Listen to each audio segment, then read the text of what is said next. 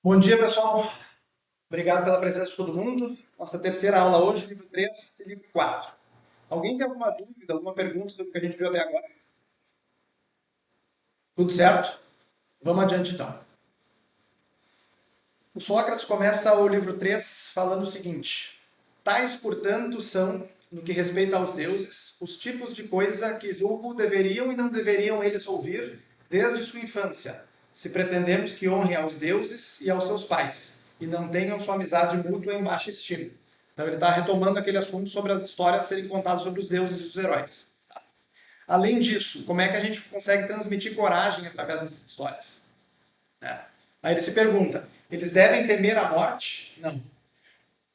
Pode alguém deixar de temer a morte se crer num Hades repleto de horrores? Não. Portanto, as histórias que falam sobre o Hades devem tratá-lo como algo positivo, não negativo. Então vamos lá.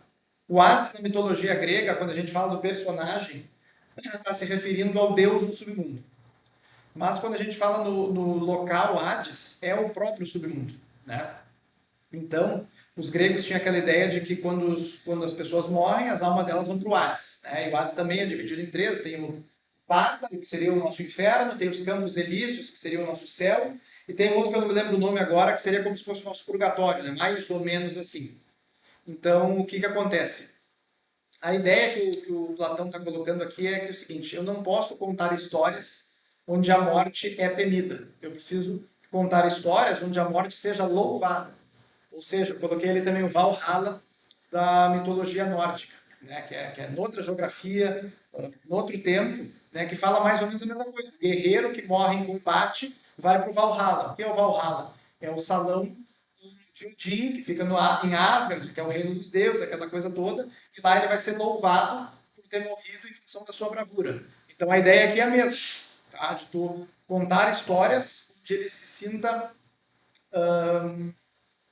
não incentivado a morrer, mas que ele não tenha medo de uma morte corajosa, em batalha e por um motivo nobre.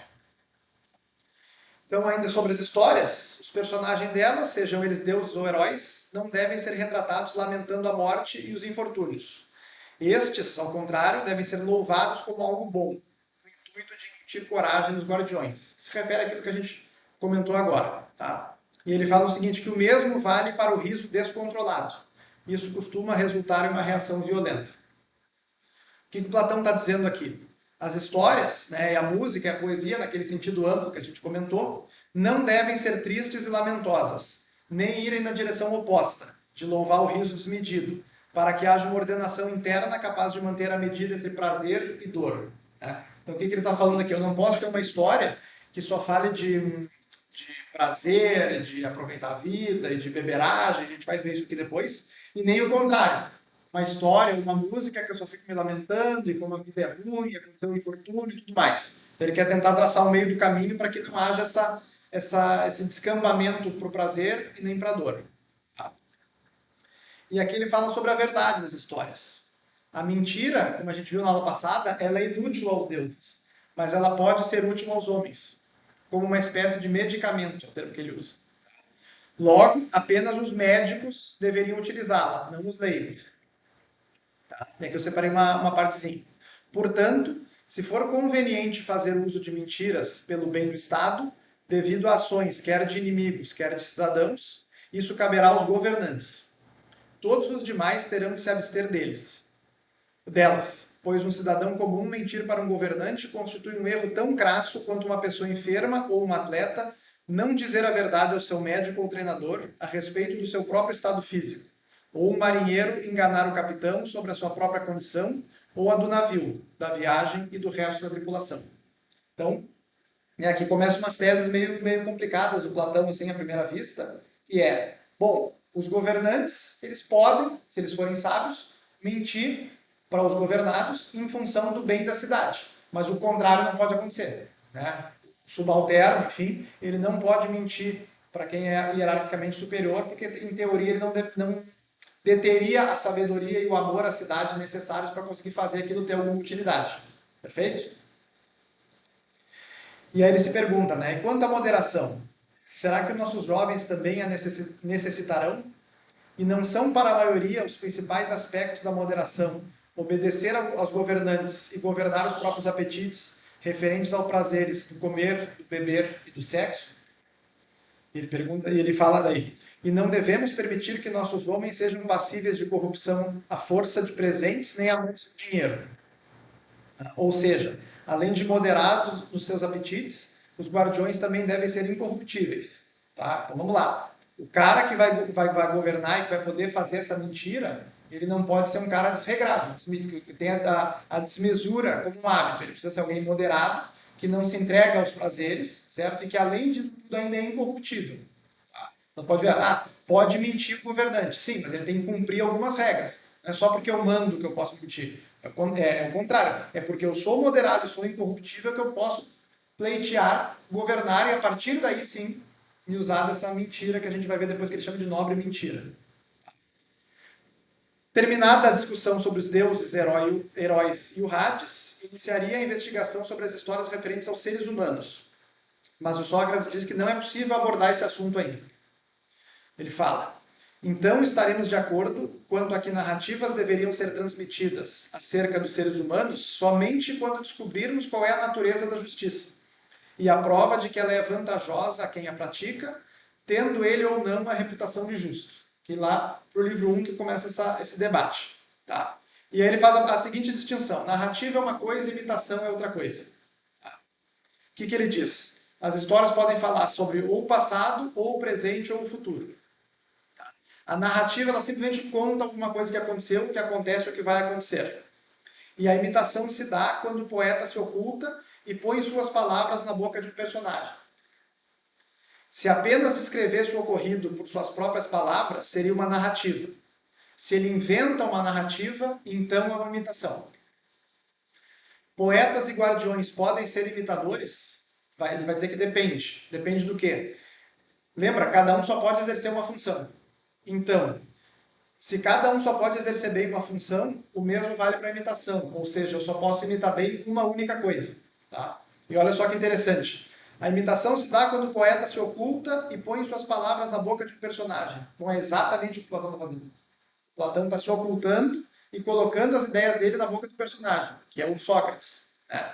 Então, assim, então Platão está dizendo que não pode imitação, mas ele está imitando. Não, ele está dizendo o seguinte: se eu vou me utilizar desse recurso que ele chama de imitação, eu tenho que me limitar a imitar um único tipo de coisa. Tá? No caso dele aqui, a filosofia. Tá? Ele vai falar depois sobre comédia, sobre tragédia, sobre os atores e tudo mais. Ele fala, cara, seria preferível que o cara que escreve tragédias escrevesse só tragédias. E preferível que o cara que escreve comédias escrevesse só comédias. É bom tu não ser um jack of all trades, assim, fazer de tudo um pouco. Tá? Basicamente o que ele está dizendo.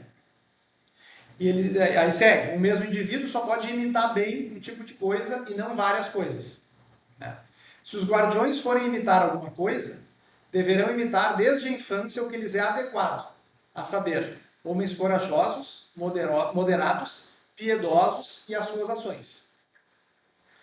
Aí ele pergunta, ou não percebeste que imitações praticadas desde a juventude se tornam uma segunda natureza, formando hábitos no que tange ao corpo, à voz e ao pensamento?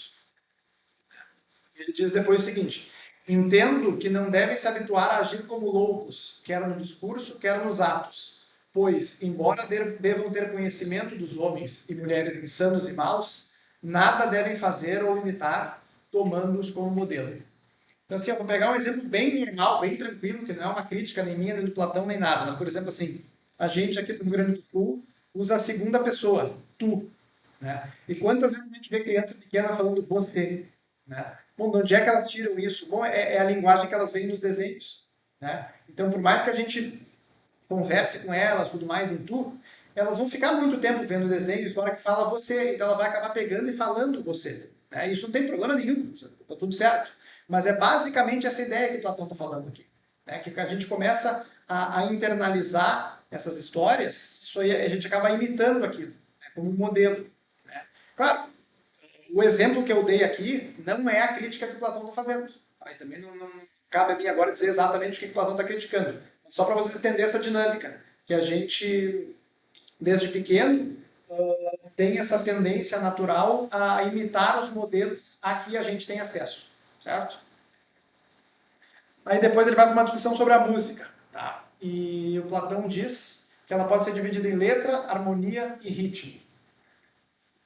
As letras devem se encaixar nos padrões estabelecidos para as histórias, tá? Então, que letras de música? Bom, as mesmas os mesmos padrões que foram utilizados para as histórias, tá? Lembra, o Sócrates falou assim, ó, a gente não é poeta, a gente está fazendo um estado. Então a gente não vai dizer quais histórias são, a gente só vai botar aqui o modelo que elas têm que seguir. E o mesmo vale para a letra da música. Tá?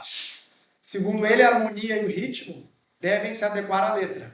Logo, as modalidades lamentosas devem ser excluídas. Lembra, eu não posso ficar chorando a morte e o infortúnio na história. Então na música também não. Além disso, a embriaguez, a indolência e a ociosidade também são inadequadas aos guardiões. Portanto, essas modalidades musicais também não devem ter lugar. Então Platão está dizendo que aquela música, né, eu bebo sim, eu vou bebendo, né, aquela coisa, teoricamente não é para ser tocada ali no estado ideal dele. Tá? Sobre a letra, então, que letra que pode? Ele fala duas. Né? Primeira, as que falam de um indivíduo corajoso em combate, que diante da morte ou infortúnio enfrenta seu destino com resistência inquebrantável e reage a esses problemas. E o segundo tipo de letra que ele diz que pode.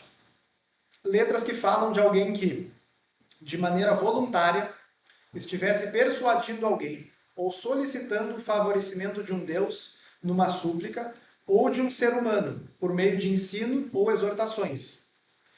Ou de alguém que se submetesse a essas súplicas, né, de outra pessoa, que lhe ministra ensinamentos, ou que procura alterar sua opinião com moderação e autocontrole, não com arrogância, mas com entendimento, e que está satisfeito com isso.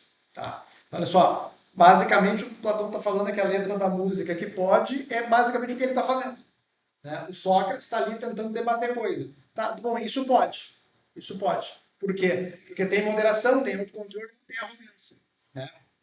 Então, até pensei em trazer algumas músicas, ia botar aqui, mas ia ficar ruim na filmagem, negócio, né? Sim, em alguma medida sim. Né? Aí eu estava pensando, né, uma música que veio na cabeça, aquela, né? O dia que eu saí de casa, minha mãe me disse, filho, vem cá. Bom, ali tem alguém ensinando uma coisa importante para outra. Bom, essa música pode, isso tá legal, certo? Então, esses dois tipos de letras são o que ele acha que é interessante para o estado ideal dele. Sobre o ritmo e harmonia. Né? Os ritmos, onde suas cadências se ajustam à sordidez, à insolência, à loucura e a outros vícios, devem ser excluídos. A elegância segue o bom e a deselegância segue o mau ritmo. Se o ritmo e a melodia devem se ajustar à letra da música, o bom ritmo acompanha a boa letra, que é elegante. E o mau ritmo acompanha a má letra, que é deselegante. E o mesmo vale para a harmonia. E ele fala assim, ó, a deselegância, falta de ritmo e desarmonia têm afinidade com o mau discurso e o mau caráter, enquanto seus opostos têm afinidade e são imitações dos opostos, de um caráter bom e moderado. Então ele está fazendo a transposição aqui daqueles valores que ele acha que são bons, que são virtuosos, que são interessantes nas histórias para a música. Ele está ampliando e dizendo, cara, dificilmente eu vou ter uma música com uma letra boa, um ritmo que me leva àquilo que ele falou ali, né? A sordidez, a insolência, a loucura e outros vícios. Provavelmente isso aí vai ter que estar andando junto. Eu separei uma partezinha para ler aqui também. 5.2. Aí ele diz o seguinte, e não será essa a razão, Glauco, da educação na música e na poesia ser sumamente importante, porquanto ritmo e harmonia permeiam o interior da alma mais do que qualquer outra coisa, afetando-a com máxima intensidade e conferindo-lhe graça ou elegância, de modo que, se alguém for adequadamente educado na música e na poesia, isso o tornará gracioso, mas se não for, o resultado será o oposto. Ademais, por que qualquer pessoa que tinha sido corretamente educada na música e poesia terá uma aguda percepção diante de uma omissão de alguma coisa, e se essa não tiver sido belamente confeccionada ou belamente produzida pela natureza? E visto que ela experimenta corretamente o desagrado, louvará as belas coisas. Essas lhe serão agradáveis e serão percebidas em sua alma, e sendo nutrida por elas, se tornará ela própria nobre e boa. Repudiará corretamente o que é disforme ou vil, abominando-a ainda na juventude e, embora incapaz de aprender a razão, nessa idade, sendo educada do modo como é, essa pessoa saudará a razão quando essa chegar e a reconhecerá facilmente devido à sua afinidade com ela. O que basicamente esse parágrafo aqui quer dizer? Que quando a gente está lá educando nossos guardiões, se eles forem bem educados, na boa letra, bom ritmo, na boa harmonia, eles vão conseguir identificar isso aí naturalmente. E na medida que eles forem crescendo, quando a razão começar a aflorar naquele indivíduo, ele vai naturalmente reconhecer o que é bom, o que é belo, o que é justo, o que é verdadeiro. Entende? Se ele não está, entre aspas, assim, corrompido por uma música ruim ou por uma história ruim. Então ele vem crescendo com boas histórias, com boas músicas. Quando ele começar a pensar por ele, ele naturalmente vai conhecer o que é nobre e o que é belo. Certo? Então, basicamente, a ideia desse parágrafo é essa. Sim, sim. Quando cai esse esquema de escola, Perfeito, né?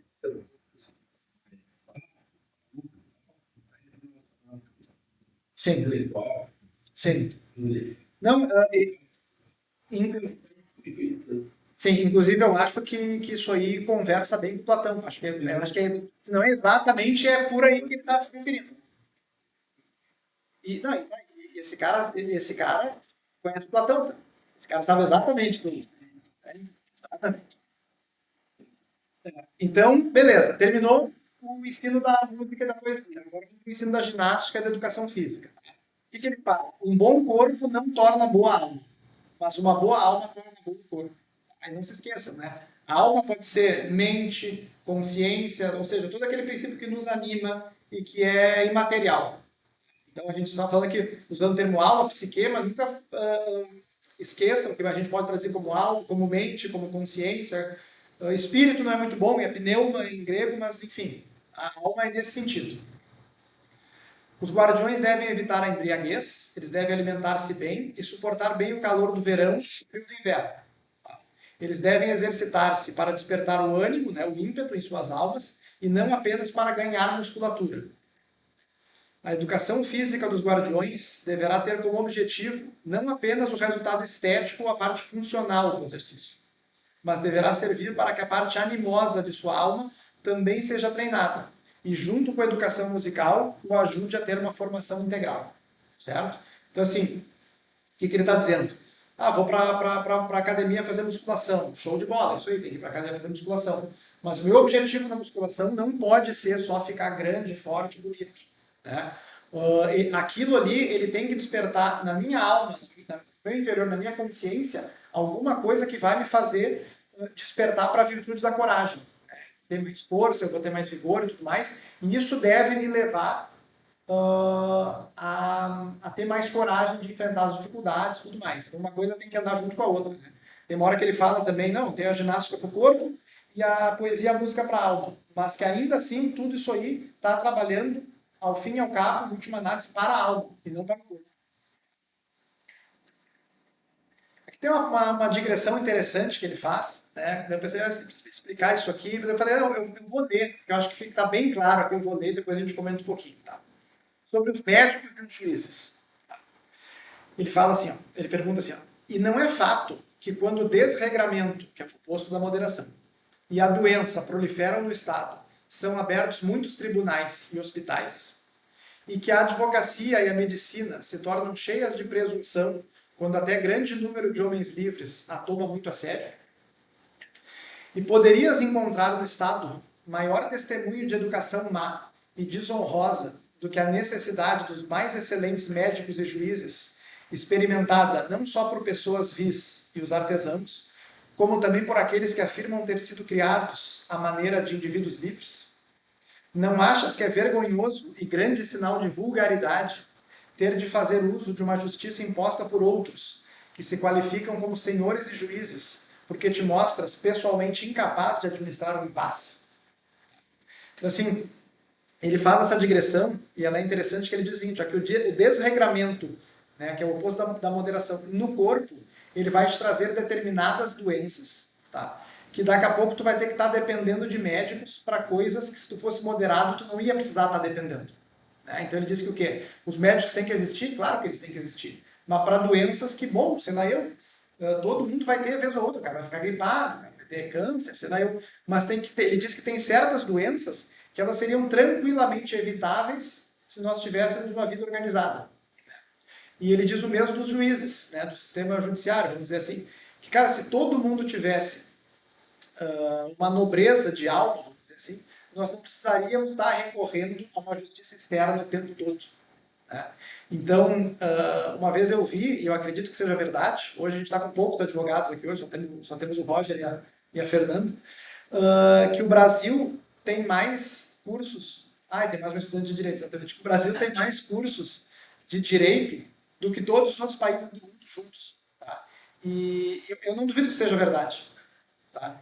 E bom, vamos pegar esse frame do Platão. Será que isso aí não é um espelho das nossas almas individuais, do nosso estado como um todo? Que a gente precisa judicializar tudo, tudo precisa ir para a justiça. Quanto tempo demora o processo?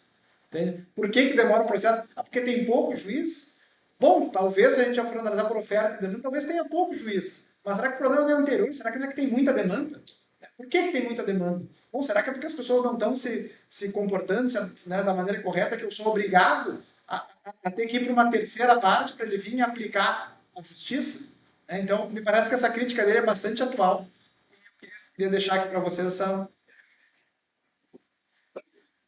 Exatamente. Boa, é verdade, verdade. E ele fala também o seguinte, ó, olha só. E não obstante isso, não é ainda mais vergonhoso alguém consumir não só boa parte de sua vida nas cortes de justiça, na qualidade de réu e acusador, mas, devido à ignorância do que é nobre, ser levado a orgulhar-se de sua astúcia como agente da injustiça, utilizando toda espécie de expediente e ardil para escapar da condenação, e isso por causa de ninharias e porque ignora quão melhor e mais nobre é organizar a própria vida, de modo a não ter a necessidade de recorrer a um juiz sonolento. Então, o que ele está dizendo aqui? Ele está criticando quem vive em função de colocar as pessoas na justiça, por exemplo.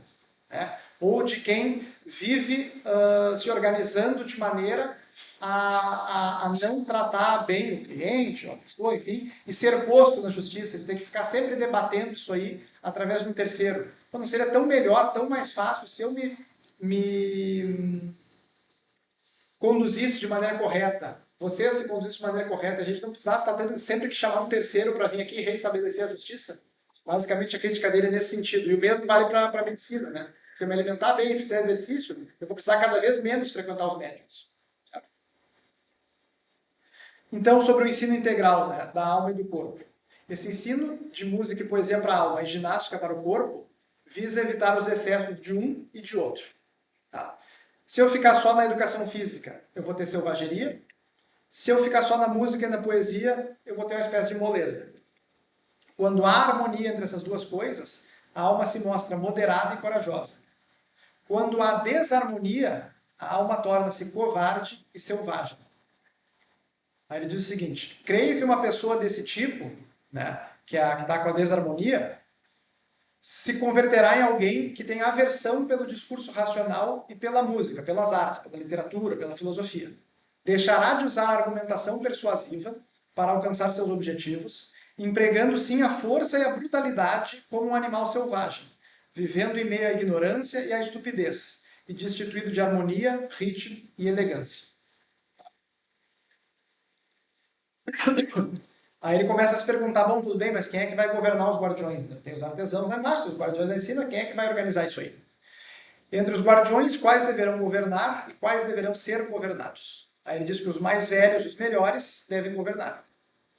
Os que governam devem ser os que amam o Estado e desejam o que é mais vantajoso para ele. E aqui está a diferenciação entre os guardiões, né, que ele divide entre os governantes e os auxiliares. Então fica clara uma divisão tripartite da cidade. Os governantes, os auxiliares e os artesãos. Então o que antes a gente tinha uma divisão de dois, guardiões e artesãos, agora aqui subdividiu. Então a gente tem governante, auxiliar e artesão. Certo? E cada um deve fazer o que lhe é devido. A gente vai ver isso aqui mais adiante. Tá? A gente deve também testar os guardiões. A gente deve nos assegurar que eles nem pela força, nem pela magia descartem essas convicções, tá? De visar o que é melhor para a cidade. O descarte de uma crença, segundo Platão, se dá de maneira voluntária ou involuntária. Tá? Voluntária é quando a gente desaprende alguma coisa que é falso para aprender alguma coisa que é verdadeira. O que ele fala? Que é bom deter crenças verdadeiras. Portanto, se eu tenho alguma coisa falsa dentro de mim e eu vou lá e eu aprendo que aquilo ali está errado, voluntariamente eu descarto aquela crença e assumo aquela crença nova. Tá? Isso que ele está dizendo. Mas tem também a maneira involuntária de descartar uma crença. Qual é? É quando a gente desaprende alguma coisa verdadeira. Faz o contrário. Quando a gente descarta uma crença verdadeira em função de uma crença falsa. E ele diz o seguinte, ninguém descarta alguma coisa que é verdadeira e, portanto, bom de maneira voluntária. Tá? E ele fala que pode descartar isso de duas maneiras. Pela força, através do dor ou sofrimento, ou pelo que ele chama de magia, né? Pelo prazer ou pelo medo. E ele se pergunta, como garantir que os guardiões não descartarão suas convicções? Então vamos voltar aqui um pouquinho. Lembra sobre a música, as histórias que tinham um limite para cá, um limite para cá, não pode ter muito prazer, não pode ter muita dor, coisa parecida? É isso aqui que ele está dizendo. Se eu começo, eu tenho que testar os guardiões. Por quê? Porque eles precisam descartar as crenças só de maneira voluntária. Como é que eu descarto uma crença voluntária? Quando eu desaprendo alguma coisa errada para aprender alguma coisa certa. O que eu não posso fazer? Desaprender uma coisa certa para aprender uma coisa errada. E quais são as maneiras que ele diz que a gente pode fazer isso aí? Se alguém vem e aplica força na gente, dor e sofrimento, ou por magia, pelo prazer e pelo medo. Tá? Então ele quer testar os guardiões contra isso aí. Deixa eu fazer uma breve digressão aqui. Quem foi que viu o Grenal semana passada? Feliz que a gente viu, né? Feliz de quem não viu o Grenal. Tá? O que acontece? O jogo foi horripilante. Foi horrível o jogo. Tá? Tanto da parte de um quanto da parte de outro. Então o que acontece? Ele fala ali que os governantes eles devem amar o Estado, devem amar a cidade. Né? Então, bom, no caso do governante do Grêmio e do Inter, né, eles devem amar o Inter e o Grêmio, certo? E aí tu começa a ver as coisas que vão acontecendo e tal, e tu vê que provavelmente não é o caso, né? Vamos lembrar, quando o Inter caiu em 2016, naturalmente tinha um amor pelo dinheiro que estava rolando ali naquela época. Você lembra disso? Quando o Grêmio caiu em 21, a gente tinha um amor pelas urnas. É que eu estou até adiantando um pouquinho aqui para fazer esse desafio.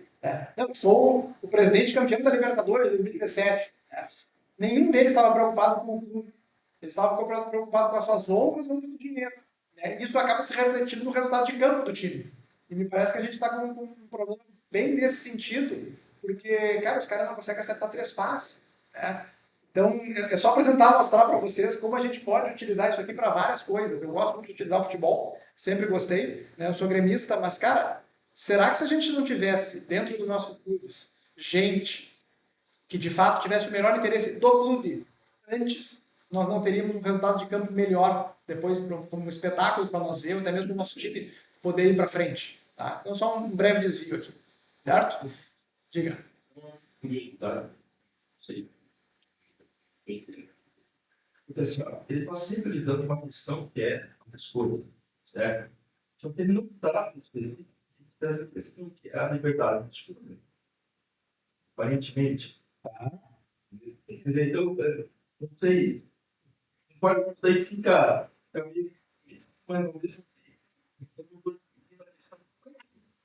como é que eu vou preservar as crenças de certo?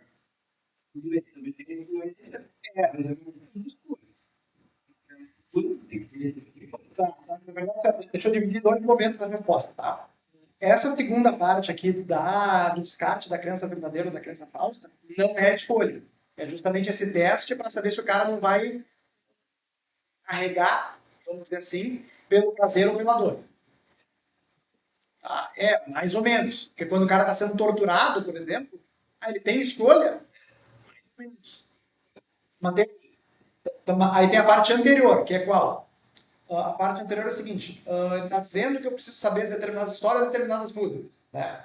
Então, bom, eu não tenho escolha de escolher elas. Né? Cara, lembra daquela analogia da alma com a cidade?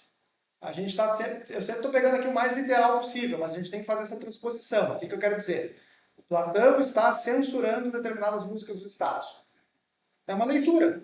Mas se a gente transpor isso aí para o indivíduo, será que o que ele está dizendo não é eu devo, em mim, censurar essas coisas?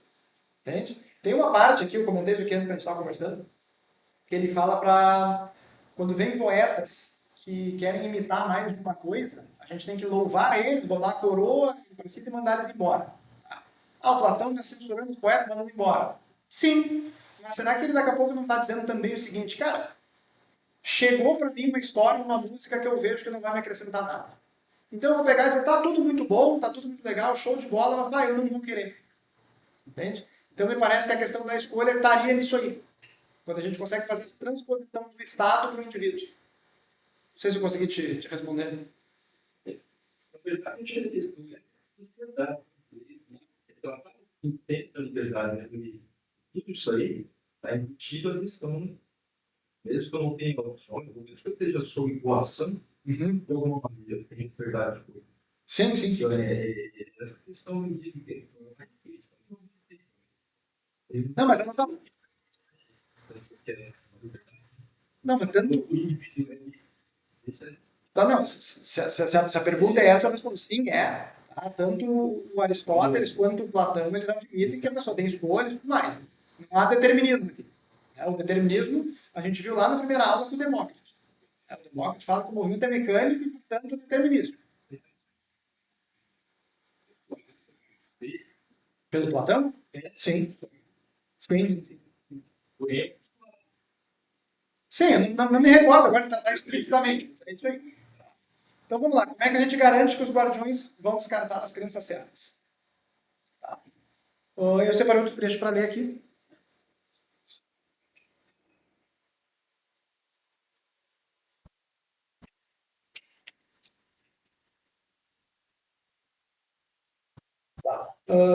Ele diz o seguinte, ó. Em seguida, teremos também como propósito de testá-los de estabelecer uma competição referente à terceira forma, ou seja, a magia. Tá? Por que terceira? A primeira, maneira voluntária, pela força e pela magia. Tá? Como aqueles que levam potros ao barulho e ao tumulto, a fim de constatar se experimentam medo, teremos de expor nossos jovens a medos e prazeres, testando-os muito mais cabalmente do que o ouro é testado pelo fogo, a fim de nos assegurar qual deles permanece imune a este feitiço e mantém incólume constantemente a sua compostura, mostrando-se um bom guardião de si próprio e da sua cultura, que adquiriu, da sua cultura que adquiriu, preservando seu ritmo e harmonia em todas essas condições, e o caráter que o tornaria sumamente útil a si mesmo e ao Estado. Todo aquele que for testado dessa forma enquanto criança, jovem e homem, adulto, e sempre depois disso, após o rigor do teste, sair-se bem e sem mácula, deverá ser transformado em governante e guardião do Estado. Deverá ser alvo de honras durante sua vida e, após sua morte, reverenciado mediante os mais prestigiosos ritos fúnebres e outros memoriais. Qualquer um, contudo, que não conseguir aprovação por esses meios, deverá ser rejeitado como governante, como guardião.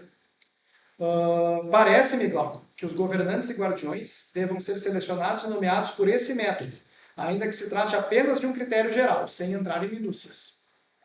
Então, sobre a educação dos guardiões, a gente tem dois momentos. Primeiro, a parte que a gente educa eles, educação física e literatura. E a segunda parte, a gente vai testar eles para ver se eles não vão abandonar o produto daquela educação, vão se manter firmes aquilo para poder estar gabaritado a ser os governantes. Perfeito? Aí ele fala sobre a nobre mentira. Tá? A nobre mentira é um mito fenício, segundo Sócrates, né? Onde diz que a terra é a mãe de todos, governantes, auxiliares e artesãos. Ou seja, todos seriam irmãos da mesma mãe. Entretanto, o Deus que os moldou misturou metais em suas almas, ouro nos governantes, prata nos auxiliares e ferro e bronze nos agricultores e outros trabalhadores. Normalmente, homens de ouro geram filhos de ouro, e assim por diante. Mas pode ocorrer de um filho de ouro nascer de pais de prata, ou um filho de bronze nascer de pais de ouro. As classes não são estáticas. Um filho de ouro de pais de bronze deve ser alçado à classe dos governantes, ao passo que um filho de prata de pais de ouro deve ser rebaixado a auxiliar. Vamos explicar aqui o que está acontecendo. O Sócrates fala que os governantes, que são os médicos, que a gente viu lá no início, devem se utilizar desse medicamento, que é a mentira. E uma mentira que ele sugere aqui, o que ficou conhecido como a nobre mentira, é o mito dos metais. Né? Então, aquela divisão piramidal da sociedade, os artesãos, os auxiliares, os governantes, tá? Como é que a gente mantém isso aí? Dizendo para eles que os governantes têm ouro na alma, que os auxiliares, os soldados têm prata, e que os artesãos, os outros trabalhadores têm bronze. Certo? Só que diferente de outras sociedades de castas, como por exemplo foi a indiana, mais, tá? Isso aí não é estático. Se eu tiver lá um casal de pais de bronze que deram à luz a um filho de ouro, esse filho de ouro deve sair daquela classe e ir lá para a classe dos governantes. E a mesma coisa o contrário. Eu tive um casal de pais de ouro que teve um filho de alma de prata, esse filho deve pegar e deve vir para a classe dos auxiliares. Tá? Então, basicamente, o que ele está dizendo aqui é que tem classes, tem estamentos, cada um deve cumprir o seu papel, mas em função da sua própria natureza. Não é uma coisa meio hereditária, assim, que o filho de rei é príncipe. A ideia aqui é mais ou menos essa. E aí depois ele termina o livro 3 falando sobre os guardiões e a riqueza. Tá? Aí ele argumenta que os guardiões não devem ter, faltou ali, não devem ter ouro e prata, riquezas, e casas privadas e luxuosas. Ou seja, ele fala que os guardiões não devem ter acesso à riqueza, dinheiro, a pertences. Tá? Eles devem viver em comum, apenas com o necessário, sem luxo, e eles devem ser sustentados pela cidade. Se eles tiverem riqueza, eles deixam de governar pelo bem comum e passam a governar pelo interesse próprio. E aí a cidade se corrompe. Tá? A cidade deixaria de ser una e se tornaria múltipla. Lembra daquela dicotomia entre a unidade e a multiplicidade? Tornaria-se uma cidade dos ricos e a cidade dos pobres. Tá? Se a justiça é cada um fazer o que lhe cabe, os guardiões devem governar e proteger, não enriquecer. Tá? A proibição da riqueza por parte dos guardiões não só evitaria a corrupção, como manteria a unidade da cidade. Tá? Então aqui também é uma tese bem controversa do Platão, que ele fala que quem governa não pode ter acesso à riqueza. Os artesãos, tudo mais, eles podem ter posse, eles podem ter casa, podem ter tudo. Né? Não luxuosa, a gente vai ver depois. Eles podem ter a sua propriedade. Já os guardiões, não. Os guardiões vão viver na comunidade, todo mundo junto, todo mundo igual. Ele vai botar também igualar homens e mulheres, a gente vai ver isso no livro 5º. Tá? Mas basicamente essa é a ideia que ele termina no livro 3. Certo? Alguém tem alguma dúvida, alguma coisa queira comentar antes de fazer para o 4? Vamos adiante então.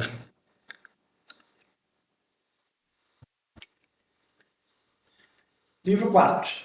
O Adimanto começa o livro perguntando o seguinte: como, Sócrates, tu te defenderia da acusação de que está tornando estes homens infelizes? Todos da cidade podem ter posses e riqueza, menos eles. Mas Sócrates responde: não só eles seriam os mais felizes, como o nosso objetivo não é tornar uma classe específica feliz, mas a cidade toda feliz. E ele faz uma analogia com a estátua. Ele diz o seguinte: ó, criticar a ausência de riqueza dos guardiões seria como criticar alguém por pintar de preto os olhos de uma estátua. Apesar de ser a parte mais bela e nobre da estátua, o objetivo é transmitir a beleza da estátua por completo, não apenas de uma parte específica dela, ainda que seja melhor. Ele diz que a parte mais bonita de uma estátua são os olhos. Só que daqui a pouco eu não devo ficar me atendo só aquilo ali aos olhos. Não, passar a ideia da estátua, da beleza da estátua como um todo.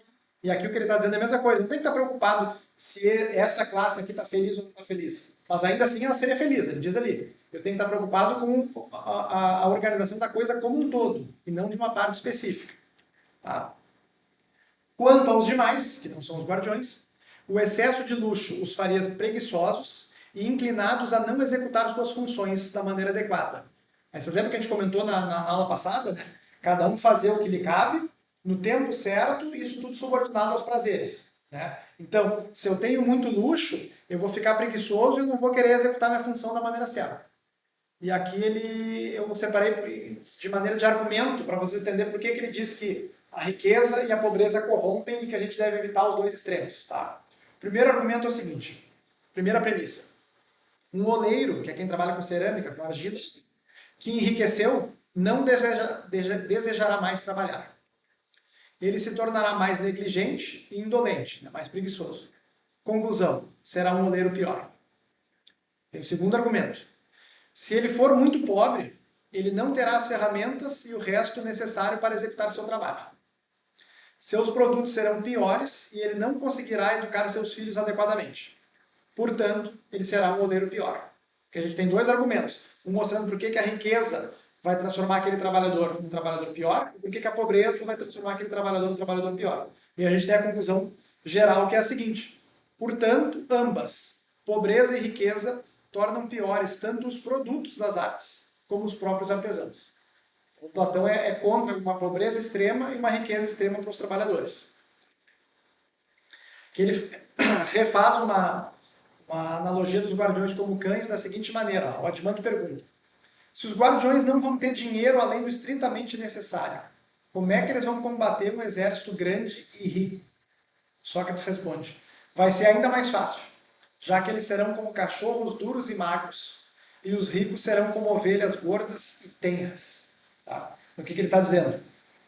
Se eu tenho meus guardiões bem treinados, tendo apenas o necessário e tudo mais, eles não vão ser preguiçosos. Ao passo que um estado rico, onde permite que esses soldados tenham riqueza e tudo mais, cara, eles vão ser meio vagabundos. Vai ser fácil. Um deles, um dos meus, vai valer 10 dos outros. Sabe? E aí a gente vai conseguir derrotar esse outro estado. E ele começa a perguntar qual é o limite desse estado. Até onde esse estado pode se expandir. Tá? Aí ele diz o seguinte: suponho um limite que englobasse uma extensão que não comprometesse a unidade do estado. Enquanto preservasse essa unidade, poderia crescer, mas não além desse ponto. Além disso, a gente deve nos lembrar que se um descendente dos guardiões é inferior, precisa ser rebaixado das outras classes. E se essas tiverem um descendente capaz superior, deve ser elevado à classe dos guardiões. Não pode esquecer disso. Tá? A intenção é deixar claro que cada um dos cidadãos deve ser direcionado a cumprir com a sua aptidão natural. Ele fala o seguinte: executando o trabalho que lhe é próprio, não se tornará múltiplo, mas uno, de forma que o Estado inteiro não venha a ser uma multiplicidade, mas uma unidade. Olha só, vocês lembram que na aula passada a gente falou sobre a origem da guerra, né? Preciso de mais e mais coisa, eu preciso tomar os estados vizinhos, né? Para isso eu preciso de uma classe de soldados e tudo mais. Só que se entende, o Platão entende que isso aí tem que ter um limite, isso não vai para sempre. Tá? Qual é esse limite? Bom, enquanto eu ainda conseguir manter a unidade e a coesão do Estado. Um exemplo, né, do contrário disso é o próprio Império Romano. Né? Ele começou a crescer, começou a ficar difícil de manter uma unidade, uma coesão, né? Depois, enfim, uma série de coisas aconteceram, invasões bárbaras, se acabou o Império Romano. Né? Se daqui a pouco eles tivessem mantido um pouco menor, com um pouco mais de unidade, mais coesão, talvez estivesse aí até hoje. Provavelmente não, mas é outra conversa. Mas a ideia aqui que eu quero que vocês entendam é o nosso Estado, ou mesmo nós mesmos, como indivíduos, a gente deve se expandir até o ponto que eu ainda sou uno. Se isso aí me tornar múltiplo, começar a querer fazer outras coisas, a ter outros interesses, bom, esse é o limite. A partir daí eu não devo mais ir. Certo? Aí outra coisa que ele se pergunta, né, é se a gente deve ter lei para tudo. A educação dos guardiões será de suma importância. Eles deverão estar atentos para que nenhuma corrupção da música e da poesia contrarie a ordem estabelecida. Assim, pelo que parece, os guardiões deverão constituir seu posto de guarda no terreno da música e da poesia. Sempre lembrando que música e poesia é todas as artes, né? Literatura, filosofia, aquela coisa toda no sentido amplo. Ele diz o seguinte: essas pessoas, inclusive, redescobrirão as convenções aparentemente insignificantes, destruídas por aqueles que os precederam. Coisas tais como os jovens conservar o silêncio na presença dos mais velhos, oferecer seus lugares a eles ou se levantar na sua presença. Cuidado pelos pais, o corte apropriado dos cabelos, a roupa e os calçados a serem usados, a postura corpórea em geral e tudo mais referente a isso. E aí eu vou ler um trechinho um pouco maior para vocês aqui para ver o que ele responde sobre isso aí. Tá? Vamos lá.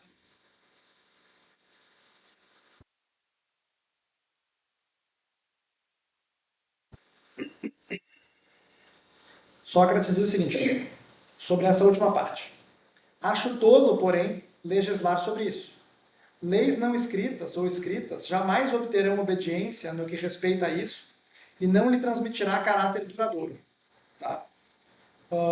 De qualquer forma, Adimando, a impressão que se tem é que o começo da educação de um indivíduo determina o que se segue. Tá? E daí ele segue falando sobre a legislação, olha só.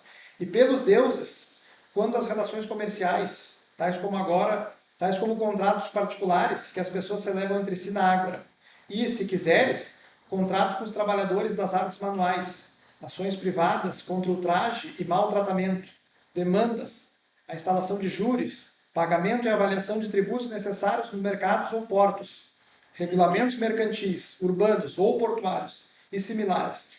Deveríamos nos dispor a legislar sobre tudo isso? Né?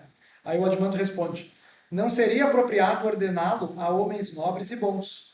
Com efeito, estes facilmente descobrirão a maior parte daquilo que precisa ser legislado no tocante a todas essas coisas.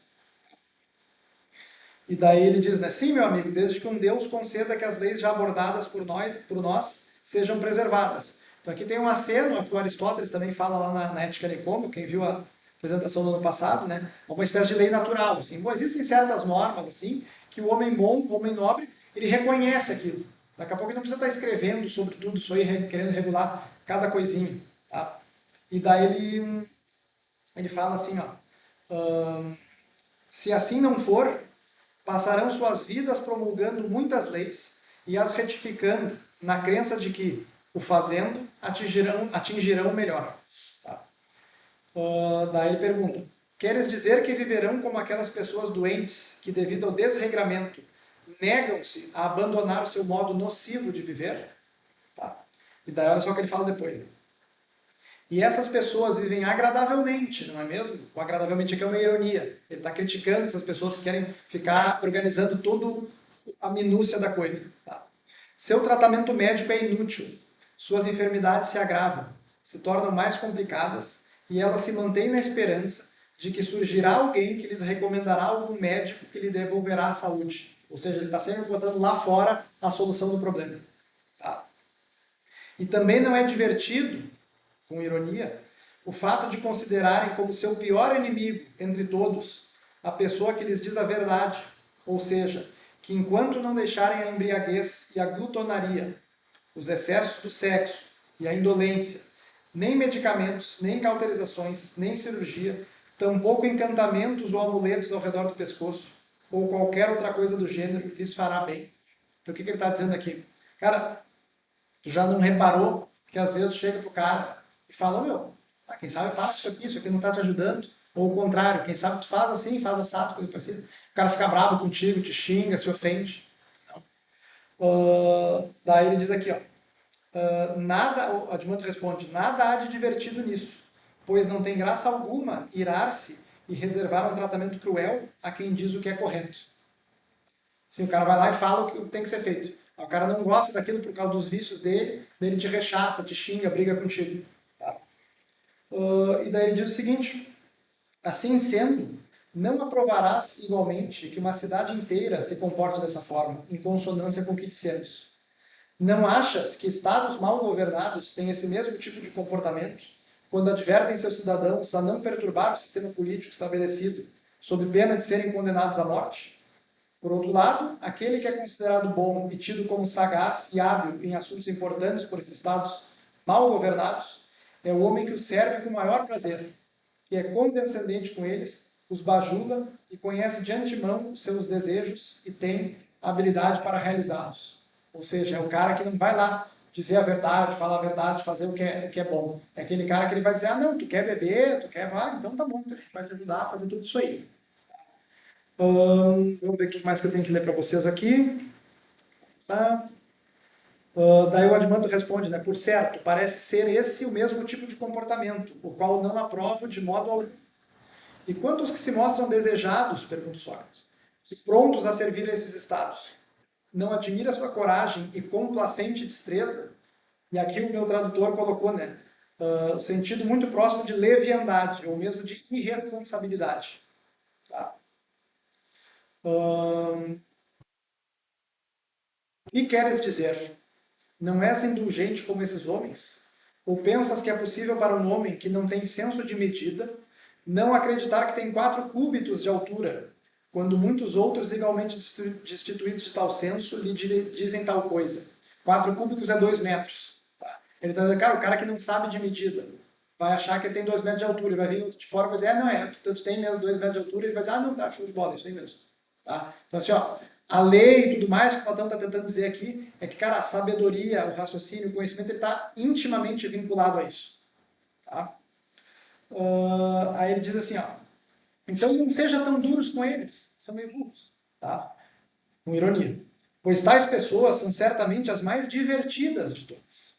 Sancionam e alteram leis no que toca aos assuntos que acabamos de enumerar, sempre pensando que encontrarão um meio de pôr fim à fraude nas transações ou outras coisas que mencionei, sem compreender que é como se estivessem decepando a cabeça de uma hidra. Ou seja, o cara está querendo fazer lei sobre tudo. Tá? Aí ele vai lá e resolve um problema. Aí corta a cabeça da hidra. Aí vai ver nasce duas no lugar. Ele tentou resolver um problema, vai aparecer outros dois. Tá? Daí ele diz, não, eu pensaria então que o verdadeiro legislador não deve se preocupar com esse tipo de leis e assuntos do governo, fosse num estado mal governado ou num bem governado. No primeiro, mal governado, porque é inútil e nada realiza. No segundo, porque algumas dessas coisas são detectáveis por qualquer pessoa, enquanto outras resultarão espontaneamente das formas de vida fixadas por nós. Então o que ele está dizendo? Se tem um estado mal governado, e lembra-se, estado, indivíduo, tá? Não adianta ficar fazendo lei porque não vai funcionar. Se eu tenho um Estado bem governado, também não adianta fazer lei, porque todo mundo vai saber o que é certo e errado, e as coisas um pouco mais complexas, se eles seguirem aquela educação, eles vão conseguir entender o que é bom, sem necessariamente ter que ter uma lei que vai dizer aquilo ali para eles. Tá? E aí ele pergunta para o Sócrates, né? Assim sendo, o que nos resta a tratar em termos de legislação? Nada no que compete a nós. Mas no que cabe é um Apolo de Delfos. Resta promulgar as mais importantes, mais excelentes e primeiras leis. Enfim, basicamente essa partezinha aqui. Então, pessoal, num primeiro momento, lendo isso aqui, a gente pensa, né, no Estado, na nação, aquela coisa. A gente lembra do Brasil, que tem lei para tudo. Né? E tudo bem, essa é uma chave de leitura, não tem problema nenhum, parece inclusive que está correta. Mas assim, ó, como é que a gente pode transpor isso aí para a nossa vida? Tá? Vocês já viram alguém que, vou comprar uma agenda. Tem todo dia dele ali. Não, vou botar um despertador no celular aqui que vai me lembrar de tal coisa e negócio. Não, vou fazer isso que eu vou comprar um curso de administração do tempo. Daí ninguém me segura mais. E passa 6 meses aquele cara não faz nada daquilo. Alguém aqui já passou por isso? Alguma coisa nesse sentido? Então assim, ó, sempre vamos tentar fazer essa transposição do indivíduo para a cidade. Então eu estou lá criticando porque tem muita lei, mas será que eu não estou botando um monte de lei para mim mesmo e não estou seguindo nenhuma delas? Será que se daqui a pouco eu não for educado da maneira que o Platão está sugerindo aqui, eu naturalmente vou ser inclinado a fazer o que eu preciso fazer, sem ter que ter uma agenda, sem ter que ter um cartaz no meu quarto, coisa parecida, entende? Então, sempre procurem fazer essa analogia, essa transposição de uma eventual crítica ao Estado, à cidade, ao governo, mas também para nós mesmos como indivíduos. Parece que é o que o Platão está tentando fazer aqui. Aí ele fala sobre as virtudes da cidade. É bom, está construído uma cidade. É isso aí. Como é que a gente pode fazer para buscar o que é a justiça e o que é a injustiça? Aí ele pergunta, né? Se o Estado foi corretamente construído, ele é perfeitamente bom. Isso. Então ele será sábio, corajoso, moderado e justo. Isso aí. Se a gente encontrar, então, a sabedoria, a coragem, a moderação, o que sobrar vai ser a justiça. Certo? Então devemos investigar onde encontrar a sabedoria, a coragem e a moderação no Estado. E aqui também ali no item onde ele fala, né, se o Estado vai ser sábio, corajoso, moderado e justo, é mais um daqueles pontos assim, onde a gente tem um salto lógico no Platão. Né? Bom, então o Estado é bom, então ele é sábio, corajoso, moderado e justo. Mas ele não explica muito bem por que o Estado bom é sábio, corajoso, moderado e justo. Né? Aí é aquela história, a gente vai usar o princípio da caridade e entender que, bom, vamos aceitar essa identidade aqui e ver até onde ele quer chegar. Certo? Senão a gente fica muito no meandro do argumento e não vai para frente. Tá? Ele começa pela sabedoria. Tá? Nosso Estado é bom em função do fato de ter bom discernimento. Bom discernimento é uma forma de conhecimento. Mas não é qualquer conhecimento, não é o conhecimento da agricultura, da carpintaria ou da metalurgia. Essas são as artes, as técnicas. Tá? Então o professor Rafael, falei com ele essa semana, né? Ele falou, né, que falei da técnica, da arte, né? Que a arte, no sentido grego, ela é o conhecimento que permite que determinada técnica seja aplicada. Então, o conhecimento da medicina que é utilizado pelo médico para gerar saúde, é o conhecimento do agricultor que ele se utiliza para gerar comida, assim por diante. Tá? Esse conhecimento, então, da sabedoria do nosso Estado, ele se refere não ao conhecimento dessas artes particulares, mas sim sobre o Estado como um todo. Tá? E os guardiões são os detentores desse conhecimento. E eles são em menor número que os artesãos. Portanto, a sabedoria encontra-se nos poucos que são aptos a serem guardiões, os governantes, que ele está falando especificamente. Agora, onde é que a gente encontra a coragem? Né? Ele pergunta, quem, ao chamar o Estado de covarde ou corajoso, olharia para outra parte que não fosse aquela que o defende e guerreia em seu nome? A coragem, então, é a forma de preservação, a forma de preservar esse Estado. Que tipo de preservação? A preservação das crenças que foram criadas pela educação. Lembra que a gente falou antes? Essas crenças deverão ser mantidas tanto nas dores quanto nos prazeres. Né? Vou dar depois o exemplo aqui do tintureiro, até deixei em vermelho. E a coragem estaria, então, em mais guardiões do que a sabedoria. Então, de novo, guardiões, governantes auxiliares. A sabedoria está nesses poucos aqui. A coragem eu já consigo encontrar num número um pouquinho maior do que aqueles que são sábios. Tá? E o exemplo do tintureiro. Quem de vocês me conhece sabe que eu morei 5 anos em Feliz, cidade de Feliz, na Feliz. E eu sou técnico em Química. Durante 1 ano e meio eu trabalhei no laboratório da tinturaria de uma malharia. Então isso aqui que ele fala, de fato, é até hoje como a gente faz lá. Eu separei aqui para ler para vocês como é que a gente faz para manter essas crenças nos guardiões. Sócrates diz, sabes que os tintureiros que desejam tingir lã, de modo a reter o tom púrpura, começam por selecionar entre as muitas cores da lã a que é naturalmente branca. Em seguida, a submetem a um cuidadoso tratamento preparatório, de modo a absorver o tom da melhor forma. É rigorosamente só após esse tratamento que aplicam a tintura púrpura. Quando algo é tingido dessa maneira, a cor se torna firme, de sorte que, por mais que seja lavada, com ou sem produtos de limpeza, nada pode removê-la.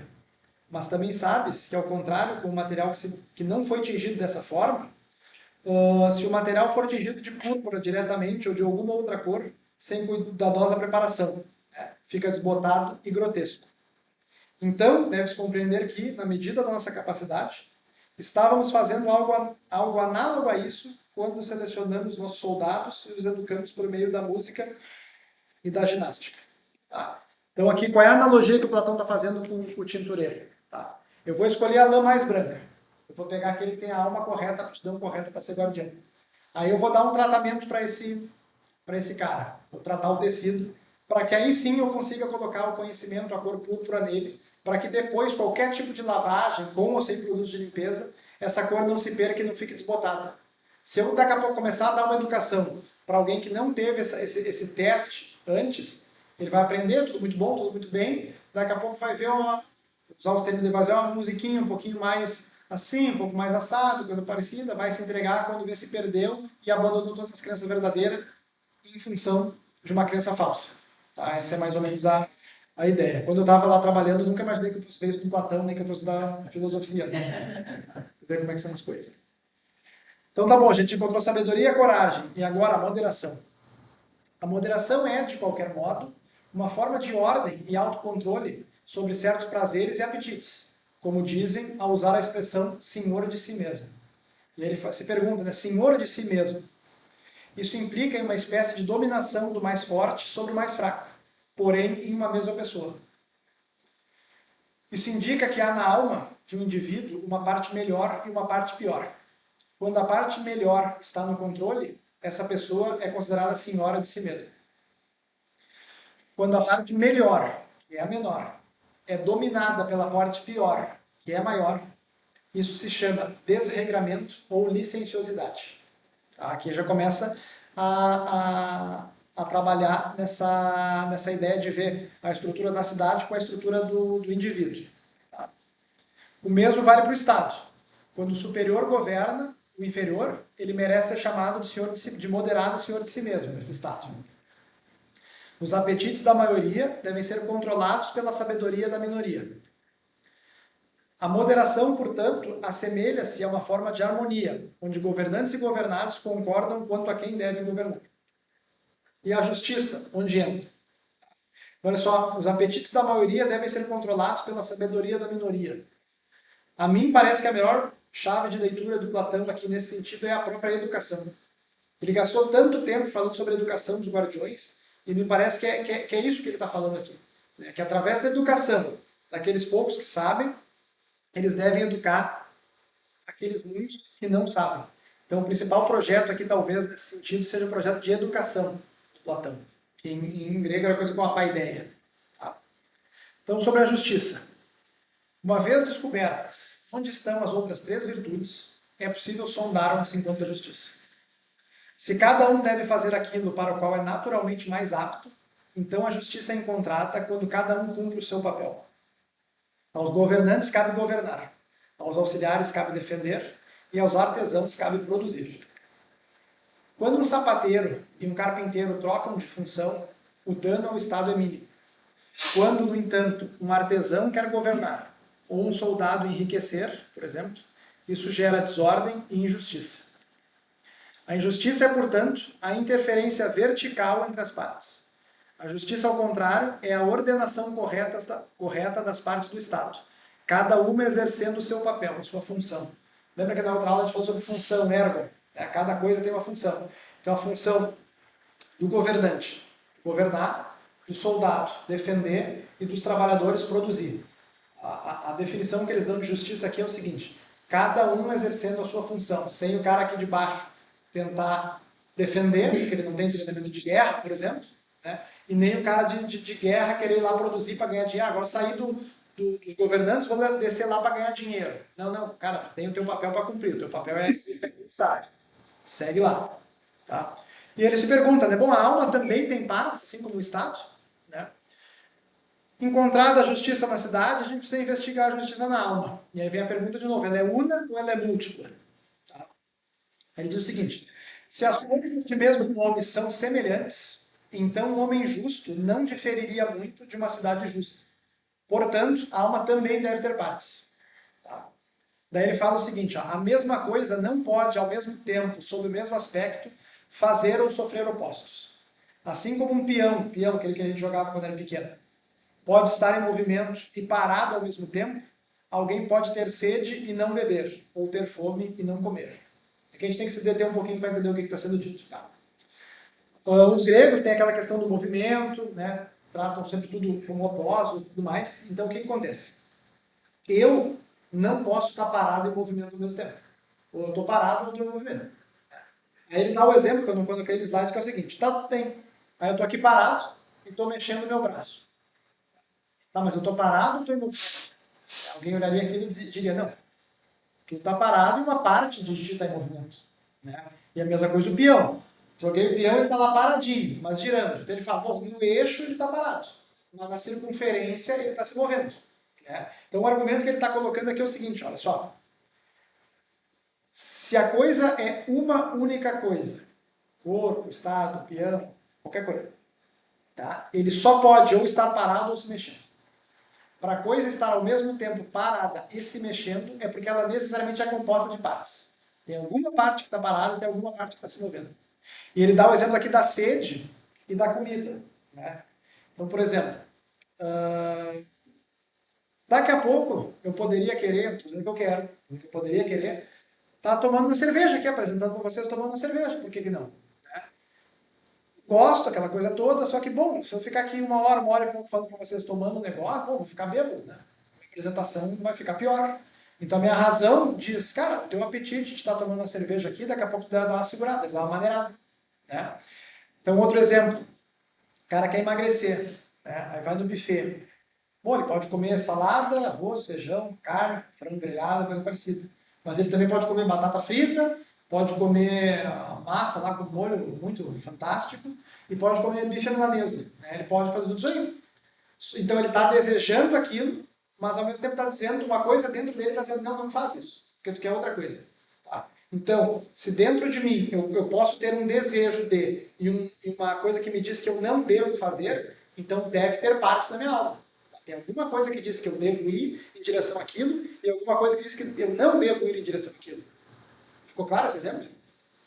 Então, às vezes, estou dirigindo, fui longe, coisa parecida, você para jantar, bom, talvez eu não deva esse beber, porque eu vou ter que dirigir 20 quilômetros depois para a volta, se eu beber pode ser ruim para mim. Então, eu vou segurar aquele meu apetite em função da minha razão, certo? Seria, no caso, então, a tua alma é inclinada a uma determinada ação e a tua razão refreia Isso, só que a razão também é uma parte da alma. Entendeu? Porque é tudo aquele princípio imaterial que nos anima como ser vivo. Então, uma alma bem alinhada, então ela conteria uma razão que refreia isso. Isso. Superior, exatamente. Então, aí a gente chega a duas coisas. Primeiro, que existem essas partes e que uma que é a melhor e menor deve mandar na maior e pior. Então, se a alma fosse composta apenas de uma parte, ela não poderia desejar e não desejar a mesma coisa ao mesmo tempo. Então, esse é o argumento que ele usa para dizer que a alma tem partes. E aqui a gente chega na famosa divisão tripartite da alma. Existe na alma uma parte apetitiva, que possui desejos, e uma parte racional, que pensa, avalia e toma decisões. É o que a gente comentou agora. Entretanto, ele diz que ainda há uma terceira parte, né, que eu coloquei que é animosa, impetuosa, irascível. São todos sinônimos assim, para dar essa ideia de qual seria essa terceira parte. Né? Então, assim como a gente começou o Estado, com os artesãos e com os guardiões, a gente começou a alma. Tem a parte apetitiva e a parte racional. Tá? Só que ainda assim como no Estado eu dividi, aqui eu também tenho que dividir a parte racional, ou pelo menos está subordinada a ela, essa parte impetuosa e irascível. Tá? Aí ele diz o seguinte, ó, existe algo na alma que se opõe aos desejos, mas não é exatamente a razão. Ela é concebida como uma capacidade de indignação, que ao contrário da parte apetitiva, que visa saciar os desejos, e da racional, que visa a sabedoria e o conhecimento, essa terceira visa a honra. Tá? Essa parte deve aliar-se à razão para controlar os apetites. Então vou pegar o exemplo aqui.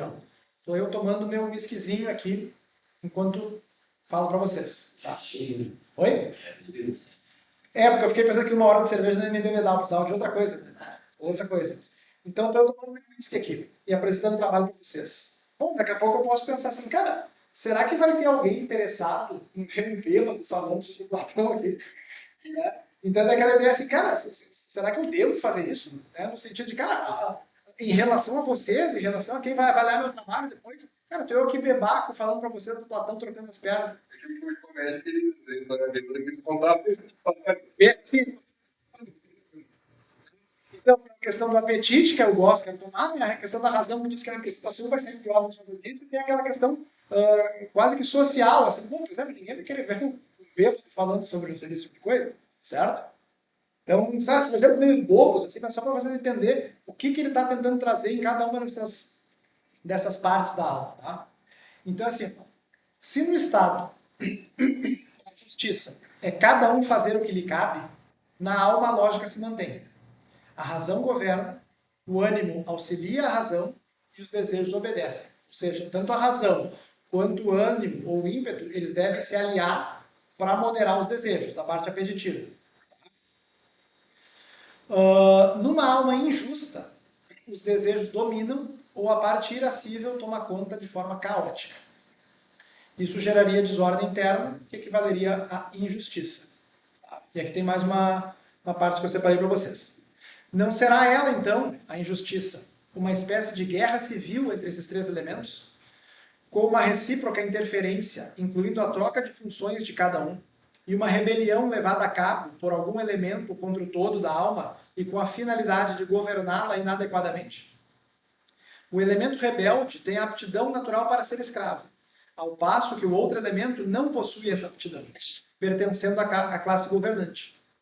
Suponho que diremos algo assim e que a confusão e o desvio deles são a injustiça, o desregramento, a covardia e a ignorância. Em síntese, a totalidade do mal. Olha só, nessa última frase, olha só, a injustiça, desregramento, covardia e ignorância são a totalidade do mal. Lembrando daquela dinâmica da filosofia antiga, tá? Injustiça, justiça. Desregramento, moderação. Covardia, coragem. ignorância, sabedoria seriam justamente o contrário, seriam a totalidade do bem. Tá? O Aristóteles fala isso também na Ética Nicômaco, né, que a justiça é a melhor das virtudes, enfim, aquela coisa toda. Então a gente tem que ler isso aqui e nos utilizarmos dessas ferramentas filosóficas que a gente está vendo aqui um pouquinho e entender também o que ele está querendo dizer ao contrário disso aqui. Se a injustiça é a totalidade do mal, então a justiça é a totalidade do bem. Tá? E mais adiante a gente vai ver nas formas do Platão, que ele fala aqui na República, né? Ele fala especialmente duas formas, a forma do bem e a forma da justiça. Tá? Então é importante que a gente já se atente para isso aqui logo agora. E ele trata a justiça como saúde e a injustiça como doença, fazendo uma analogia aqui agora com o corpo. Por fim, fica estabelecido que atos justos operam na alma, como condutas sadias no corpo, e atos injustos atuam na alma como condutas doentias. Coisas sadias geram saúde, enquanto as doentias geram doenças. Gerar saúde é organizar os elementos do corpo numa relação natural de controle e ser controlado um pelo outro. Enquanto gerar doença é estabelecer uma relação de governar e ser governado contrária à natureza. Portanto, não é produzir justiça, ele pergunta, não é produzir justiça, organizar os elementos da alma numa relação natural de controle um pelo outro, enquanto produzir injustiça é estabelecer uma relação de governo e ser governado contrário à natureza. Olha só, foi estabelecido anteriormente que tesão, auxiliares, governantes. Poucos sábios, muitos ali embaixo, esse aqui governa, aquela coisa toda. Na alma, a mesma coisa. A justiça é ter essa ordenação. Eu não posso ter os meus desejos, tá, hierarquicamente conduzindo a minha conduta. Senão eu vou me tornar injusto. Ser covarde, ser desregrado, né, aquela coisa toda que a gente viu ali. Certo? Então, a gente sempre tem a ideia de justiça como uma virtude quase que social, né? Uma virtude que vai em direção às outras pessoas. E ele não está dizendo o contrário aqui. Ele está dizendo que antes disso, antes de chegar nessa minha relação com as outras pessoas, eu preciso ter uma relação interna de justiça comigo mesmo. Eu preciso estar ordenado internamente para conseguir ter atos justos, né? Gerar saúde na minha alma, e aí sim poder agir justamente com os meus concidadãos. Certo? Então ele fala que os hábitos podem levar tanto às virtudes quanto aos vícios. Tá? Ele diz, nesse quadro, a virtude se afigura como sendo uma espécie de saúde, nobreza e boa condição da alma, ao passo que o vício é doença, vileza e debilidade. E também não é verdadeiro que hábitos nobres na vida levam os indivíduos à posse da virtude e hábitos vis à posse do vício. Então esse aqui é um dos slides da aula de hoje aqui. E eu espero que isso aqui fique bastante claro. Tá? Então olha só. A injustiça é a totalidade do mal. Desregramento, covardia e ignorância. Como é que eu chego nisso aí? Através dos hábitos. Só que os hábitos, eles também podem me levar para a virtude, que é a moderação, a coragem, a sabedoria e, em última análise, a justiça, que a gente viu que é o quê? A totalidade do bem. Então, olha só, tem a leitura política do livro da República, e está tudo certo, não tem problema nenhum. Mas me parece que essa parte aqui talvez seja tão importante quanto ou mais importante, que é como é que eu vou conduzir a minha própria vida para manter essa justiça e, sendo justo, poder ser uma representação, uma personificação dessa totalidade do bem. Certo? Então, a ideia aqui é que a gente se atente aos nossos hábitos. O que a gente faz desde a hora que a gente acorda até a hora que a gente vai dormir. Certo? Os nossos hábitos, eles podem, eles deveriam nos levar a essas 4 virtudes cardeais. Né? Elas também são conhecidas como a temperança, a fortaleza, a prudência e a justiça, né? Que é outra leitura da mesma coisa. Então, se isso aqui ficar da aula de hoje, eu acho que está atingido o objetivo. Tá? E por fim, eu separei aqui uma versão, né, mais didática aqui para ficar claro como é que ele faz essa analogia toda aqui para fechar a aula de hoje. Tá? Coloquei ali os nomes em gregos, né? Soma, psique, polis e arete, que é o corpo, a alma, a cidade e a virtude. E eu já vou abrir todo o slide aqui para dizer o seguinte, ó. Essa é a relação que ele tenta fazer. A parte do corpo ali não está na República, a parte do corpo está no Timeu, é outro diálogo do Platão. mas eu me utilizei para mostrar o seguinte, ó. O corpo tem uma analogia com a alma, com a mente, com a consciência. Isso tem uma analogia com a cidade, com o Estado, com o governo, e, por fim, demanda uma determinada virtude. Tá? Então, na cabeça tem a parte racional da alma, que deve ser na cidade dos governantes e que deve ser organizada pela sabedoria. No peito eu tenho a parte animosa, irascível, que deve ser a virtude dos governantes, que deve ser a parte que deve regir a alma dos governantes, tá? Dos auxiliares. Isso deve ser organizado pela coragem. E o baixo ventre é a parte apetitiva dos desejos, do artesão, que corresponde aos artesãos, né, os produtores, e que tem como virtude a moderação. A moderação aqui, ela, na verdade, é uma virtude de todas as classes, tá? Que é aquela concordância entre quem governa, mas didaticamente acho que fica bom assim, certo? E até o baixo ventre é interessante, porque o que acontece? Ele normalmente se refere aos prazeres da cama e prazeres da mesa. E o baixo ventre é justamente aquilo que fica entre o estômago e a genitália, certo? Então essa analogia ela é bastante interessante. E como é que a gente chega na justiça? A justiça é a ordenação correta entre as partes da alma e da cidade. Uma não interfere na outra verticalmente, como a gente viu antes. Então essa aqui é uma ideia, né, da psicologia do Platão, como é que ele vê a alma humana, correta entre as partes da alma. Sequência da cidade. Quando eu não tenho uma classe ou uma parte da alma querendo exercer um papel que não é dela. Aqui também a gente tem aquela ideia da alma de ouro, de prata e de bronze, também está embutida aqui. Para finalizar, tem um outro diálogo do Platão também que é bastante interessante, que é o Fedro, tá? Que ele traz uma analogia da alma, uma figura da alma que é o seguinte, é uma biga, né? Aí tem o auriga, que é o cocheiro, né? E que ele está controlando essa biga por dois cavalos, um cavalo branco e um cavalo negro. E o cavalo branco, ele não é dócil, mas ele é mais fácil de controlar e tudo mais, quer ajudar. E o outro é meio, cara, meio espoleta, ele não tá nem aí, ele só quer correr. Então, o que é o papel do Auriga? O papel do Auriga é justamente tentar conduzir esses dois cavalos da melhor maneira possível para que a biga, que é o indivíduo, que é a totalidade da alma, consiga ir para o lugar certo, ganhe a corrida, enfim, ou seja lá o que for. Né? Então, o Auriga, que é a parte racional, o cavalo branco é a parte animosa e o cavalo preto é a parte apetitiva. Certo? Então, a gente vê no outro diálogo também com uma noção muito parecida. E eu finalizo aqui para vocês, que a minha ideia também é sempre trazer a atualidade desse conteúdo, né? E aqui é uma analogia grosseira, né? Mas é basicamente o seguinte, ó. Freud, id, ego e superego.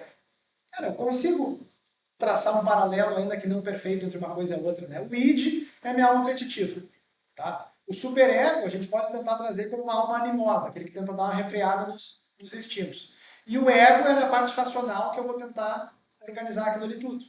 Né? Então, em alguma medida, a gente tem uma aproximação de uma coisa a outra, no sentido de que isso aqui não foi superado, isso aqui não existe mais, aquela coisa do né? O próprio Jung também, que é um que eu gosto bastante, né? Pode daqui a pouco imaginar que a sombra pode ser a tua alma apetitiva, a tua energia psíquica, a parte animosa, o teu ego como a parte racional e o self, que é a união disso aí tudo, que é a integração disso aí tudo, como a própria justiça. Né? Então, claro, nenhuma desses exemplos que eu dei é exatamente isso aqui. É só para tentar mostrar um paralelo de que, cara, isso ainda é atual, isso ainda é uma leitura útil. Né? Então, basicamente é isso, pessoal. Aqui tem a bibliografia que eu utilizei e o nosso encontro de hoje é isso. Obrigado.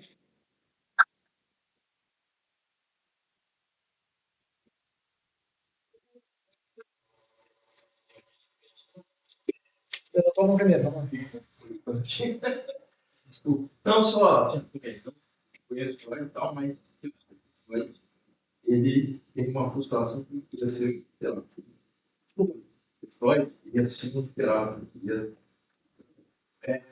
e ele gostava muito de mitologia. Sim, sim, complexo de época, coisa toda.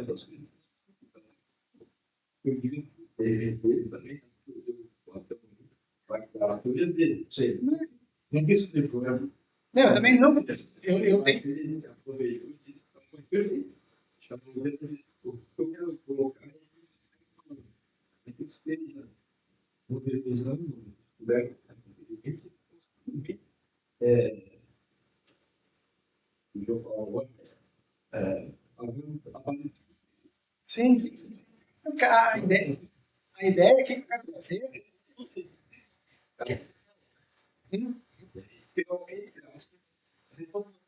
sim. Não, sim. Não, então, o que acontece? Esses exemplos que eu trouxe aqui para vocês é só para jogar uma luz assim, na atualidade dos conceitos, né? Não é para tentar dizer, o Freud copiou, ou não, é isso aí. Mas só para dizer que muitas das coisas que a gente trabalha hoje na psicologia atual, a gente já tinha alguma coisa prefigurada lá na antiguidade, lá nos gregos, lá com Platão, do Fedro, na República, do próprio Tineu, e outros diálogos que ele fala da alma. Isso aí.